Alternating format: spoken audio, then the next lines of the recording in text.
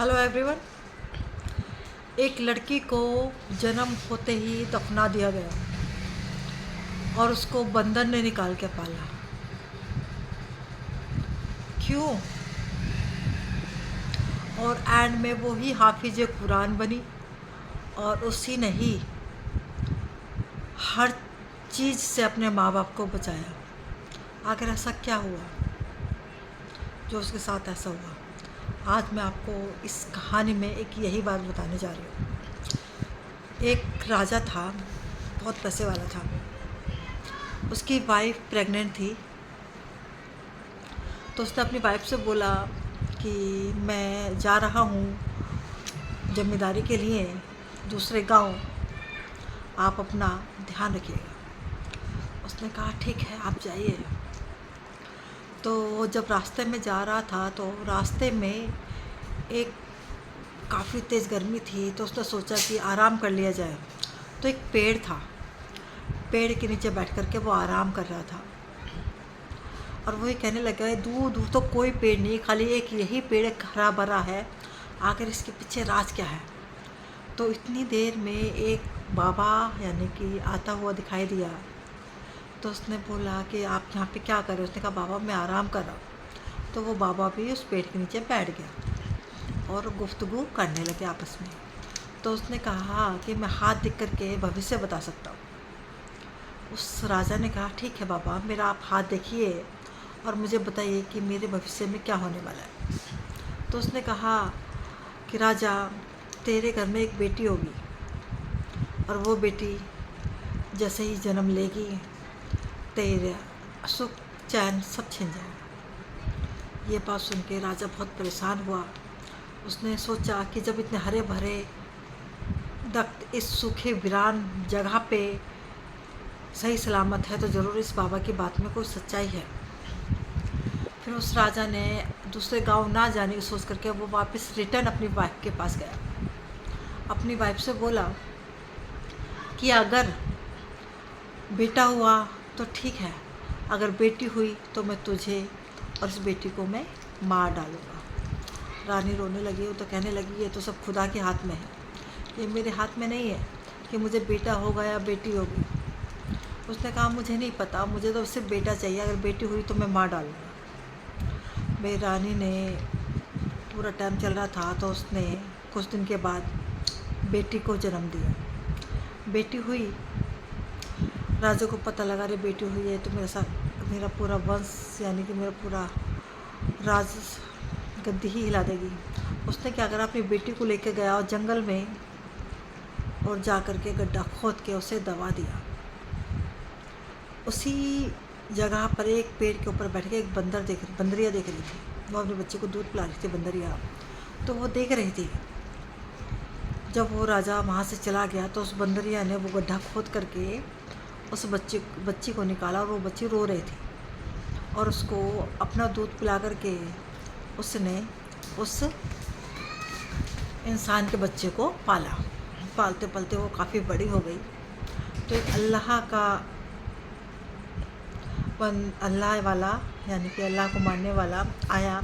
उसने देखा अरे ये तो बंदरिया के पास एक इंसान का बच्चा है और उसको वो दूध पिला रही है, उसका वो ध्यान रख रही है। तो उसने बहुत अपनी उससे अल्लाह की खुदाई से सोचा, तो उसने सारी हकीकत जाननी चाहिए। तो उसने आंखें बंद करके वहीं उस बंदरिया के पास खड़े होकर के सारी बात देखी। तो उसको हर चीज़ नज़र आई कि उसके बाप ने उसे दबा दिया था और इस बंदरिया ने अपने बच्चे की तरह इसको संभाला है।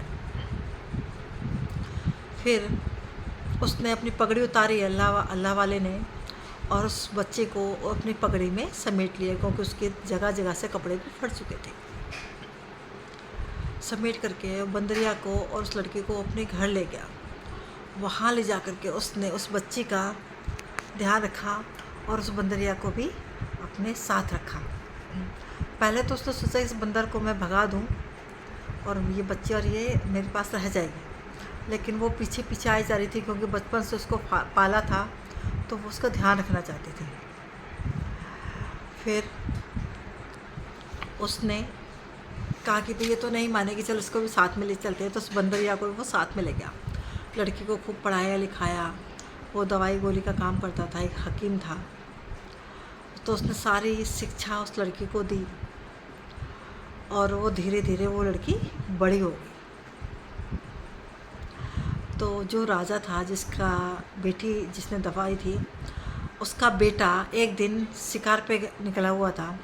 तो आते आते उस हकीम के घर तक पहुंच गया। जिसको चोट लगी थी, रास्ते में गिर गया था। हकीम के घर आया तो उसकी जो बेटी तो बहुत खूबसूरत थी, बहुत ही ज़्यादा खूबसूरत थी। तो उसने क्या किया कि जो है उसको खूब अच्छे से सारी तालीम दे दी, हर चीज़ कर दिया। तो राजा का जब बेटा आया तो उसका दिल उस पर गया। उसने अपने सिपाहियों से बोला कि जा कर के सारी तहकीकात निकालो कि आखिर ये है कौन। तो राजा का एक सिपाही, उस लड़के का एक सिपाही गया और उसने सारी तहकीकात निकाली। तो उसने बताया ये तो हकीम की बेटी है। तो उसने राजा के जो बेटे ने अपने पापा के पास गया और पापा से बोला मैं शादी करना चाहता हूँ उस हकीम की बेटी से। तो राजा आता है हकीम के पास और कहता है कि मैं आपकी बेटी का हाथ मांग रहा हूँ। अब राजा ने कहा, हकीम ने सोचा कि अगर इसको सच्चाई का पता लग गया तो ये इसको मार डालेगा। उसने बहुत बातों को घुमाया फिराया, उसने मना कर दिया कि नहीं, ये शादी नहीं हो सकती। लेकिन राजा ने ज़बरदस्ती हकीम को पकड़ लिया और इसको मारने पीटने लग गया। फिर हकीम ने कहा तू कैसे शादी कर सकता है, ये तो वही लड़की है जिसको तूने दबा दिया था, ये तो बेटी है। तो उसके भाई ने उस वक्त खुदा से तौबा मांगी कि अल्लाह कैसा मैं गुनाह करने जा रहा था। तो जब ये बात तो उस राजा को पता लगी ये तो मेरी बेटी है, तो उसने फिर अपने सिपाहियों को भेजा और हकीम को जेल में बंद कर दिया और उस बंदरिया को भी बहुत मारा और अपने सिपाही से बोला जा ले जाओ इसको और इस लड़की को ख़त्म कर दो। तो सिपाही उस लड़की को लेके जाते हैं जंगल में। वो उस सिपाही का हाथ पकड़ लेती लड़की कि भैया मुझे मत मारो, भैया मुझे मत मारो। तो उस सिपाही को उस पर तरस आ जाता है और उसको वहीं जंगल में छोड़ के वो चला जाता है। कहता है कि मैं तुझे नहीं मारूंगा। तो वो फिर बड़ा परेशान होती है। तो वो दूर कहीं जाके अपनी माँ बंदरिया, जो बंदरिया थी जिसने उसको पाला था, उसके साथ कहीं दूर जाके रहने लगती है। तो वहाँ पर एक राजा आता है। राजा ये कहता है कि क्या कोई हकीम है, आसपास ढूंढता है, मेरा बेटा बहुत परेशान है, बहुत ही ज़्यादा परेशान है, क्या कोई ऐसा हकीम है जो मेरा बेटा सही कर दे। तो लड़की ने कहा क्या बात है राजा जी, आप मुझे बताइए। जब लड़की ने देखा कि एक राजा बहुत परेशान है तो कहती क्या बात है, आप मुझे बताइए। कहते मेरा बेटा बहुत बीमार है, काफ़ी दिन से ना उठ पा रहा है ना चल पा रहा है। वो कहती ठीक है मैं आपके साथ चलती हूँ, आप चलिए। तो वो लड़की जाती है और जाकर के देखती है उस लड़के की हालत। तो उसकी नब्ज़ देख कर के ही बता देती है कि इसको जहर दिया जा रहा है। उसने राजा को बताया कि आपके बेटे को खाने में मिला के जहर दिया जा रहा है और धीरे धीरे इनकी मृत्यु निश्चित है। अब राजा बड़ा शॉक में हो जाता है, ये कैसे हो गया। उसने जो खाना बनाते हैं उनको बुलाया, सारी तहकीकात निकाली। तो उसमें से एक बावर्ची ऐसा था जो दुश्मन था और वो धीरे धीरे उसका वंश ख़त्म करना चाहता था, इसलिए वो खाने में मिला करके उस राजा के बेटे को जहर दे रहा था।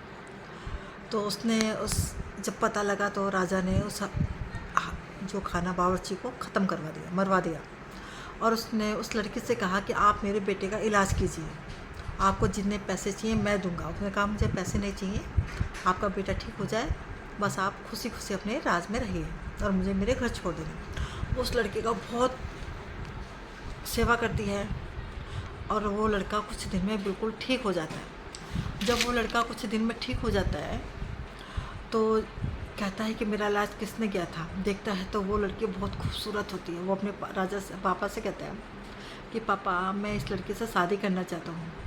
तो राजा ने कहा ठीक है, मुझे भी कोई एतराज़ नहीं है, लड़की बहुत अच्छी है, इसने ही तेरे को बचाया है ज़िंदगी और मौत से, और मैं चाहता हूँ कि तू शादी कर ले।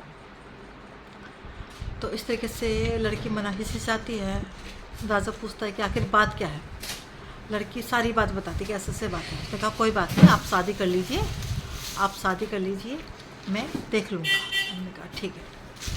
लड़की शादी कर लेती है, प्यार सा एक चांद सा बेटा भी हो जाता है। धीरे धीरे 1-1.5 साल बीत जाती है। फिर कुछ दिन के बाद राजा का बेटा कहता है कि आज हमारे घर कुछ मेहमान आ रहे हैं और हमें उन मेहमानों की खातिरदारी करनी है, तो अच्छे से खाना ये पकाना आपका काम है। और जो मेरा जो दोस्त है, उसका जो पापा है बहुत बीमार है, और मैं ये चाहता हूँ कि जिस तरीके से आपने मेरा इलाज किया, आप मेरे दोस्त के पापा का भी ऐसे ही इलाज करें। उस लड़के ने कहा ठीक है, आप बुला लीजिए। जैसे ही वो लोग घर पे यानी कि राजमहल में आते हैं तो खाना खा रहे होते हैं, तो लड़की चोरी से देख रही होती है। उसने देखा रही है तो मेरा भाई है, मेरे मम्मी पापा हैं। वो सामने नहीं जाती है। उस लड़के ने पूछा अपनी बीवी से कि आप सामने क्यों नहीं जा रहे हो। उसने बताया कि ये तो मेरे मम्मी पापा हैं, मैं सामने नहीं जा सकती और ऐसे बात है। उसने कहा ठीक है, आप दवाई बनाइए और हम इनको खुद अपने आप दवाई पिलाएंगे, आप सामने मत जाइएगा। इस तरीके से उसका पापा, लड़की का जो पापा जो बीमार था, जो मेहमान थे वो बीमार थे, वो सही हो जाते हैं। जब वो बिल्कुल ठीक हो जाते हैं तो वो राजा से कहता है कि यार मैं इतने दिन से दवाई खा रहा था, मुझे कोई दवाई आराम नहीं कर रही थी, और आपके महल में आकर आपकी बहू ने जो मुझे दवाई दी उससे तो मैं बिल्कुल ठीक हो गया। क्या आप मुझे अपनी बहू से मिलवा सकते हैं? राजा ने कहा मिलवा तो देता, लेकिन मैं मिलवा नहीं सकता आपको। कि क्यों?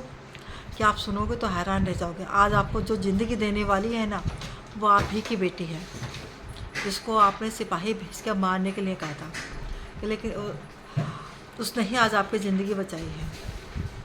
वो बहुत रोता है, बहुत ज़्यादा रोता है कि मेरे से इतने गलत काम किए और आज मुझे जो ज़िंदगी दी जिसने मुझे, वो मेरी ही बेटी ने दी। राजा ने कहा कि राजमहल जो होता है, गरीबी और अमीरी देने वाला वो खुदा बैठा है। किसी के करने और ना करने से कोई फ़र्क नहीं पड़ता। आपने अपने टाइम पे जो जुल्म किए, उस बच्ची को तो आपने जिंदा ज़मीन में गाड़ दिया, उसके पापा को आपने जेल में बंद कर दिया, उस बंदरिया को भी मारा जिसने उसको पाल पोस के बड़ा किया। आपने बहुत हानि पहुंचाई है उसको, आपने बहुत तकलीफ़ दी है। ये बात फूट कर फिर वो राजा का जो दोस्त होता है वो रोने लगता है और कहता है कि मैं आपसे ये चाहता हूँ कि मैं अपनी बेटी को गले लगाऊँ। उसने कहा आप ये माफ़ करेगी या नहीं करेगी मुझे नहीं पता, मैं बुला देता हूँ। उसने फिर उसको अपनी बहू को आवाज़ लगाई तो वो आती है, उसका पापा उसको गले से लपेट लेता है कि मेरा बेटी मुझे माफ़ कर दो, मेरे से कितनी बड़ी खता हो गई है, या अल्लाह मुझे माफ़ कर दो, ये मेरे से कैसी खता हो गई है, मुझे माफ़ कर दीजिए। ये बात सुन के लड़की की आंखों में आंसू आ जाते हैं कि खुदा, या मेरे पापा मुझसे मतलब माफ़ी मांगो, आप उस खुदा से माफ़ी मांगो जिसके आपने जो गलती करी है, माफ़ करने वाली मैं कौन होती हूँ, वो तो वही माफ़ी करेंगे। इस तरीके से वो सारा परिवार एक जगह इकट्ठा हो जाता है और जो जेल में बंद कर दिया था उस हकीम को भी छोड़ दिया जाता है और उस बंदरिया को भी खुशी खुशी सब प्यार करने लगते हैं। फिर जो है रानी उस राजा के साथ उस महल की रानी बन जाती है और हकीम भी उसी के साथ आके रहने लगता है, और वो जो बंदरिया थी उसके लिए भी एक प्यारा सा एक घर बनवा दिया जाता है। इसी तरीके से ये एक परिवार एक हैप्पी लाइफ जीने लगता है। खुदा का शुक्र भई अदा हमेशा करते रहना चाहिए और कभी किसी की बातों में आकर के ऐसा कोई गलत काम नहीं करना चाहिए कि हमें आज या आने वाले कल में हमें कोई परेशानी हो। क्योंकि रोजी रोटी रिस्क देने वाला सिर्फ खुदा है, इसके अलावा कोई नहीं है। तो अंधविश्वासों से बचो, मेरा मकसद यहाँ पे यही था। और अब बाय, खुदा हाफिज़।